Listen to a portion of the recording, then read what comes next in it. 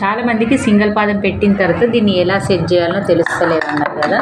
ఇదిగోండి, మనం ఇది ఉంది కదా, ఇగో ఈ నట్టు ఈ పాదం, ఈ రాడుకి పాదం పెట్టినాం కదా. ఈ రాడును అనేది మనకి ఏ వైపు కావాలంటే ఆ వైపు తిప్పుకోవాలంటే ఈ సూదికి ఇక్కడ స్ట్రేట్గా లేదు కదా, ఇంకా కొంచెం పాదంకి ఇటు సూది రావాలి, ఇక్కడ సైడ్ రావాలి, లెఫ్ట్ సైడ్. మనం దీన్ని రైట్ సైడ్లో అనుకోవాలి. ఇలా ఉంది కదా, దీన్ని మనం రైట్ సైడ్ అనుకోవాలి. ఇలా ఈ రెండు మధ్యలో ఈ స్క్రూ డ్రైవర్ ఇలా పెట్టి దీన్ని ఇలా అనుకోవాలి.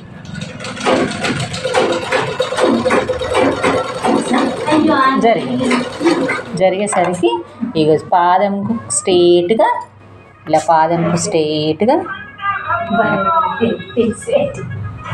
ఓకే, ఇలా కరెక్ట్గా పడితే పైపింగ్ కానీ మనకు సింగిల్ పాదం కుట్టుడు కానీ కరెక్ట్ పడుతుంది.